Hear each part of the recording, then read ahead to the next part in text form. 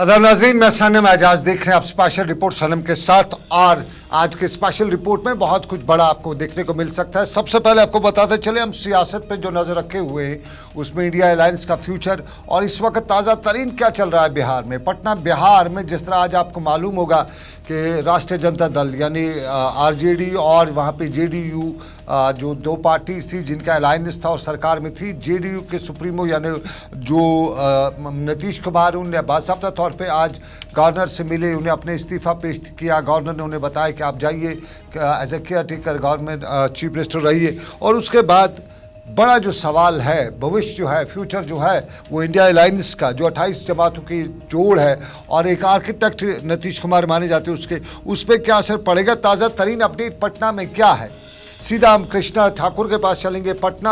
और पटना से बहुत बहुत धन्यवाद कृष्णा।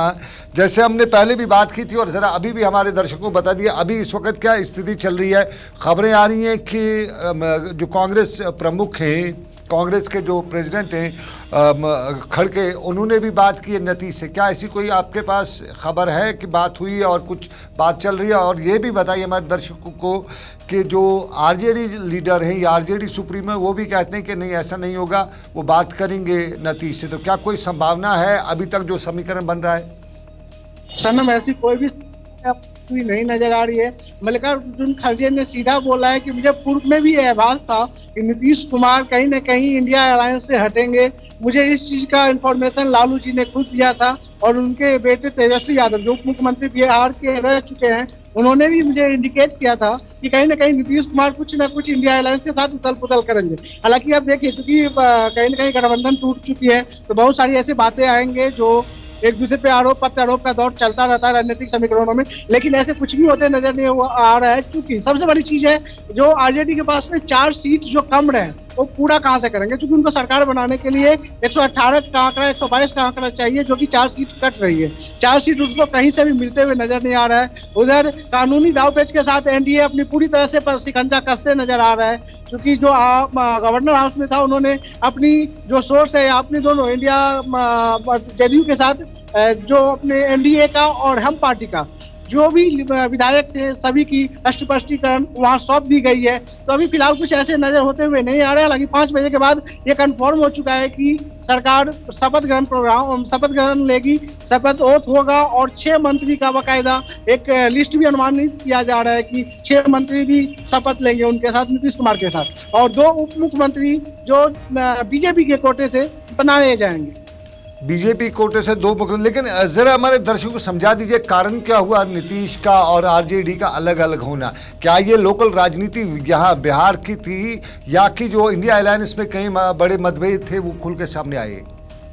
नहीं, बिल्कुल जाहिर सी बात है कि इंडिया अलायंस के अलावा जो आरजेडी से एक्सपेक्ट कर रहे थे नीतीश कुमार, उनको कहीं से भी वो एक्सपेक्टेशन नहीं मिल पा रही थी, क्योंकि वो चाह रहे थे कि इंडिया अलायंस में बतौर प्रधानमंत्री के चेहरा के लिए उनको सपोर्ट करे, जो आरजेडी कहीं से भी नहीं कर रही थी। मल्लिकार्जुन खड़गे का नाम प्रस्तुत कर रहे थे, तो इसी में खटास बढ़ती नजर आती रह गई। और नीतीश ने अपना पाला देखा कि आने वाले दिनों में अगर मैं लोकसभा चुनाव लड़ता हूँ तो जो मेरी पूर्व में जो भी सीटें हैं उससे कहीं ना कहीं मुझे कम ही आएगी और मैं कहीं ना कहीं फाइट नहीं कर पाऊंगा। इंडिया अलायंस के साथ रह के उन्होंने अपने आप को कहीं ना कहीं सिक्योर नहीं महसूस किए और आरजेडी से भी वो फेथफुली वर्क नहीं कर पा रहे थे। बहुत सारी अंदरूनी ऐसी चीजें थी जो आरजेडी के साथ उनकी बन नहीं रही थी। पूर्व में भी बहुत शॉर्ट टर्म के लिए उन्होंने आरजेडी के साथ सरकार बनाया। हालांकि पूर्व में लंबे अवधियों के साथ बीजेपी के साथ उनका सरकार चला है। आरजेडी से दूसरी बार जो सरकार चली है बहुत शॉर्ट टर्म के बाद चली है, चूंकि दोनों का आइडियोलॉजी अलग अलग रहता है।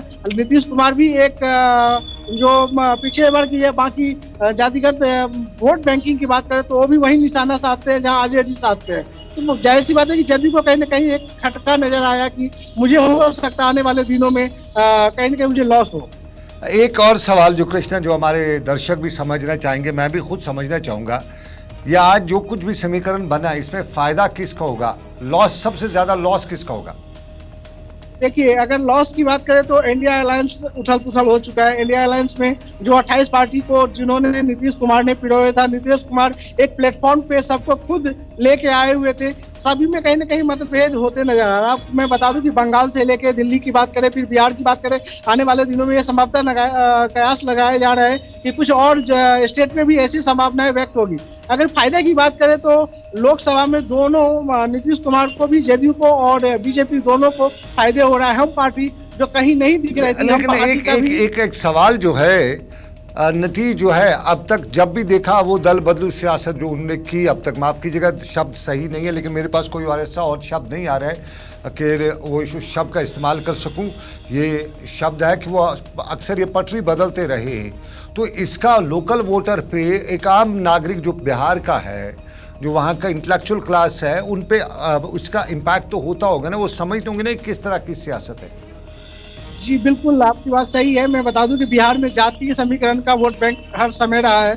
लोकसभा में भी उसकी इफेक्ट देखी जाती है और विधानसभा में तो अच्छे खासे नजर आते हैं। तो उस सबको देखते हुए उतनी महत्वपूर्ण पॉइंट कहीं ना कहीं उनको इफेक्ट नहीं करता है। जो दल बदलू की बात आती है, नीतीश कुमार का एक खासा शुरू से रहा है कि उनकी कमान उनके हाथ में होना चाहिए। उनके काम में अगर कहीं भी ये लगता है कि उनको कोई क्रॉस करने वाला है या वो कहीं ना कहीं अपने आप को असहज महसूस करते हैं, तो पार्टी बदलने पे, पार्टी कमांड के वर्क करने में, पीछे हटने में, दूसरी पार्टी के साथ जाने में कहीं भी पीछे नहीं हटते हैं, क्योंकि उनकी कमांड अपने हाथ में होनी चाहिए। और वोट बैंक से खासा प्रेशर होने जा नहीं रहा है, क्योंकि बिहार में अगर बात करें तो कुशवाहा वोट की वोट बैंक अलग है और बीजेपी की एक वोट बैंक अपनी अलग है, आरजेडी के वोट बैंक अलग है। तो कोई किसी को एक दूसरे को उतनी क्रॉस करते हुए नजर नहीं आ रहे। ये तो क्या बीजेपी विश्वास कर लेंगे, भरोसा कर लेंगे नीतीश पे? क्योंकि अब तक ये तो थे, अब उम्र के इस हिस्से में भी अब जब क्रॉस फ्लोर कर रहे हैं तो बीजेपी ये नहीं समझेगी कि कल हमारे साथ भी ऐसा हो सकता है? बिल्कुल, क्योंकि बीजेपी को कोई चारा नहीं है। बीजेपी के साथ अगर ये इंडिया अलायंस में रहते तो जाहिर सी बात है कि बीजेपी को एक कांटे का टक्कर देते आने वाले समय में। जिस तरह से उन्होंने मजबूती के साथ इंडिया अलायंस को पिरोया था, जिस तरह से प्लेटफॉर्म बनती नजर हुई आ रही थी, तो कहीं ना कहीं ये सिरदर्द बनते हुए नजर आ रहा था एनडीए के लिए लोकसभा चुनाव में। तो अभी फिलहाल उनके पास, अगर बीजेपी की बात करें तो बीजेपी एनडीए के पास में ऐसा कुछ भी नहीं है एनडीए के पास में कि लोकसभा को चुनाव को फोकस करते हुए। बहुत शुक्रिया, बहुत शुक्रिया कृष्णा, बहुत बहुत धन्यवाद आपका कृष्णा। अगली खबर पे चलते हैं हम, और अगली खबर जरा हम सियासत के जम्मू कश्मीर पे इसका असर पड़ेगा। साफ जाहिर है देश पूरे मुल्क में पड़ सकता है इसका असर। बीजेपी पहले ही जो राम मंदिर, बाबरी मस्जिद का मुद्दा है, उसमें जो शिलान्यास या प्राण प्रतिष्ठा उसकी हुई है, उसके बाद एक तरह से कहा जाता था कि बीजेपी का पलड़ा भारी है, और इससे कहा जाता है कि और ज़्यादा अगर भारी ना हो लेकिन कांग्रेस का कमज़ोर पलड़ा और हो जाएगा। अगर बीजेपी को ज़्यादा बड़ा फ़ायदा ना मिले लेकिन कांग्रेस को बड़ा नुकसान मिल रहा है, और अपोजिशन की जमातें जो इत्तेहाद बन रही थी उसको बड़ा नुकसान मिल रहा है। लेकिन इसी इत्तेहाद के बीच में जम्मू कश्मीर की सियासत पर भी सभी की नज़रें, क्योंकि जम्मू कश्मीर की सियासत भी इसी इत्तेहाद के निगार खाने में तोती की आवाज़ बनी हुई है। और जम्मू कश्मीर की सियासत में नेशनल कॉन्फ्रेंस ने आज जम्मू में वुकला के साथ एक प्रोग्राम रखा हुआ था, और जम्मू में वुकला के साथ इस प्रोग्राम के दौरान नेशनल कॉन्फ्रेंस लीडरशिप ने वुकला पर जोर दिया कि वो नेशनल कॉन्फ्रेंस का मंशूर और जम्मू कश्मीर की जो सियासत है इसको आम लोगों तक पहुंचाएं और बेहतर किरदार अदा करें।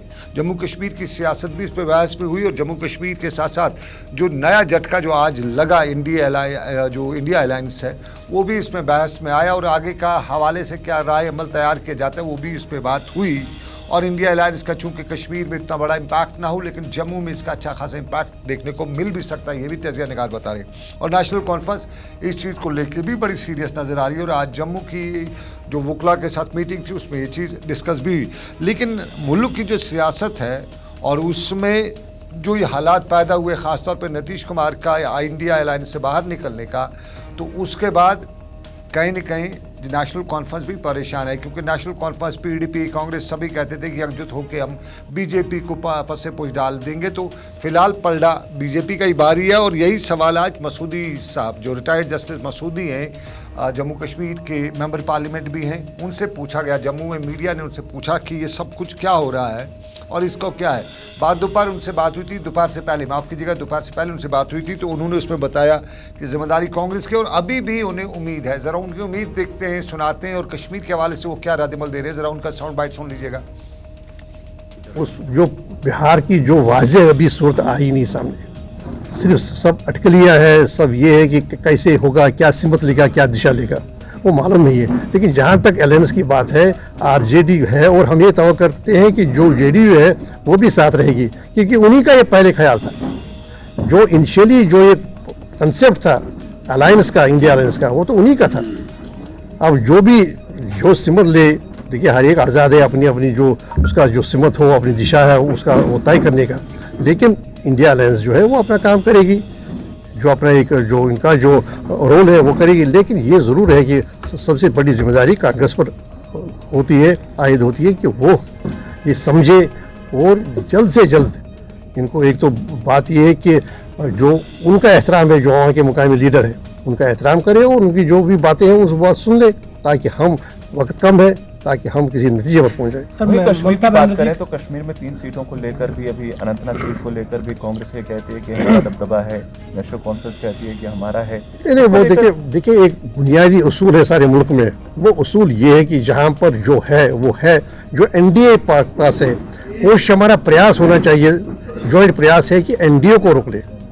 जहाँ पर एनडीए की सीट है वहाँ पर मुकाबला करें और उसके बारे में विचार विमर्श करें, उसके बारे में हम आपस में बात करें। सर, ममता बनर्जी का ये कहना है कि जिस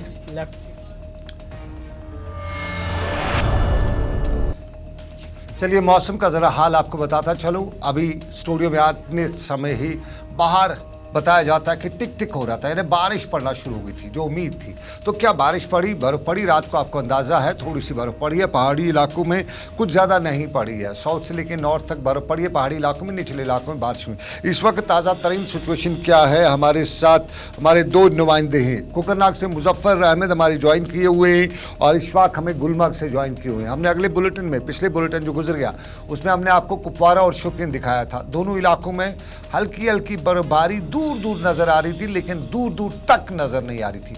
लग रहा था बर्फबारी हो रही है, लेकिन हल्की हल्की। और उन इलाकों में, या ऐसे कि ये टंगडार का पोस्ट है, जड़ गली का पोस्ट है, या मत्सिल का रस्ते का पोस्ट है, तो यहाँ पे इस वक्त 10 फुट बर्फ होनी चाहिए थी। लेकिन क्या बर्फ है इंच में, सेंटीमीटर्स में, मिलीमीटर्स में। तो CMMM जो मामला है वो इस वक्त नहीं होने चाहिए। चिल्ले कलान के आखिरी लम्हात हैं और आखिरी दिनों में चिल्ले कलान में भी बर्फ़ ना पड़े तो फिर आगे कब पड़ेगी? चिल्ले कलान बर्फ़ की मांग कही जाती है। तो गुलमर्ग ज़रा इशफाक को दिखाते हैं हम गुलमर्ग में। बहुत शुक्रिया इशफाक, ज़रा बताइएगा गुलमर्ग से लेके टंगमर्ग तक और निचले इलाकों तो क्या अभी बारिश बर्फ़ कुछ पड़ना शुरू हुई? सनम जी, चूंकि सयाहती सीजन के लिए एक अच्छी खबर जो मानी जाती है, क्योंकि गुज़श्ता दिनों हमने देखा कि यहाँ पर लंबी जो यहाँ पर खुशकसाली का मौसम चला था, अब जाके अभी जो हमारे नाज़रीन में देख रहे हैं कि सयाहती मुकाम टंगमर्ग में भी, द्रंग में भी इस वक्त बारिशों के साथ साथ हल्की जो है बर्फबारी होना शुरू हो गई है। और वही अगर हम सयाहती मुकाम गुलमर्ग की बात करेंगे, गुलमर्ग में अभी तक जो है 3 इंची ताज़ा बर्फबारी जो है रिकॉर्ड की गई है।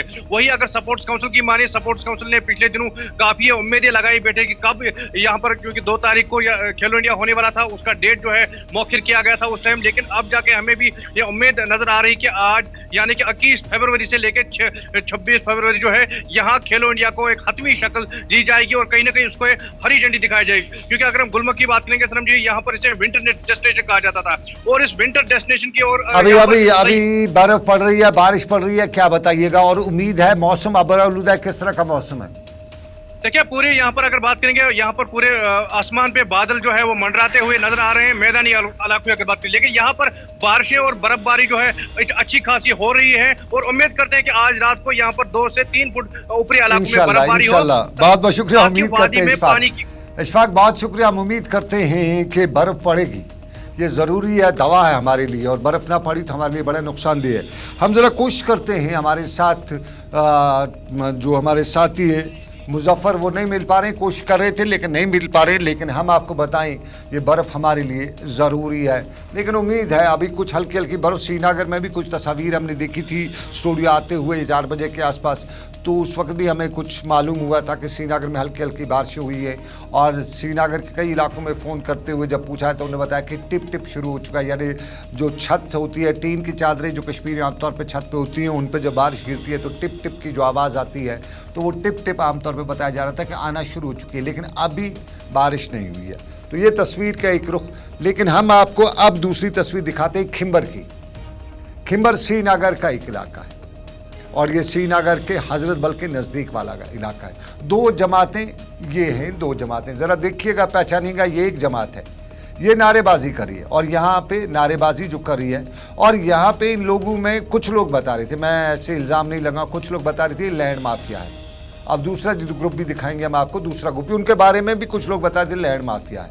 तो क्या है हकीकत में, यहाँ पे जो सरकार की ज़मीन है, दफ़ा 5 की जिसे ज़मीन कहा जाता है, उस ज़मीन को लेके यहाँ पे अब एक दूसरे के सामने ही कुछ लोग, मैं एक बार फिर वाज़ह कर दूं कि कुछ लोग बता रहे थे कि लैंड माफिया के लोग हैं, सरकार की ज़मीन पे कब्जा कर रहे हैं, और अब ये प्रोटेस्ट की बुनियाद पे एक दूसरे के खिलाफ मुजाहरा नहीं बल्कि सरकार के खिलाफ मुजाहरा, ये अलग अलग सी बात है। हकीकत रब जाने और इसमें इंतजामी जाने। ज़रा सुनिएगा क्या बता रहे हैं, दोनों का साउंड बाइट एक का सुन लीजिएगा।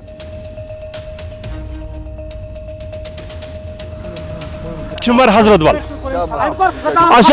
प्रोटेस्ट करान, गवर्नमेंटस कर्म अपील, दफा 5 बिल क्या तरान, तो कोर्ट में मसल चलान, यह जून तमो 62 कनाल एवेलेबल 500 कनाल जमीन, यह कोर लुकन मज तकसीम, प्रेत अकिस फर्दस दिस 10 मर, सोरे रिपोर्ट कागज DC सोबन दित तहसीलदार अहन तम गंड मत तम जमीन दिवन जमीन लुकन तन लुकन सोन योत कह हक यूत हक वात तहसीलदार हाव हक कूत वात मगर दिवन यह वन तो यह क्या दलील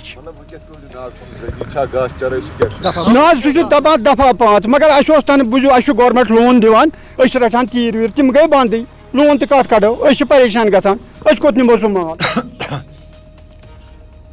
खबर बड़ी थी, दोनों ग्रुप से मार्केट में आए हुए थे, एक दूसरे के खिलाफ नारेबाजी कर रहे थे, इल्ज़ाम भी लग रहे थे, कुछ पॉलिटिशियंस का नाम भी लिया जा रहा था, और साथ साथ में ये ग्रुप जो है उनको लैंड माफिया बता रहा था, वो ग्रुप जो है इसको लैंड माफिया बता रहा था, और साफ जाहिर है 3000 के कनाल ज़मीन जो है ये गाज चराई है। पिछले दिनों थोड़ा सा बताते चले, वहाँ एक सरकारी इमारत बनानी थी, उसके लिए ज़मीन नहीं मिली, फिर वो सरकार को परचेज़ करनी पड़ी और महंगे दामों पर परचेज़ करनी पड़ी। ये जो लैंड है, सरकारी लैंड है, इसको ही बंदर बांट 10-10, एक कहता है 10-10 मरले कहता है, दूसरा कहता है नहीं हिस्सा दे दो तब दी जाएगी, ये भी एक इल्ज़ाम है।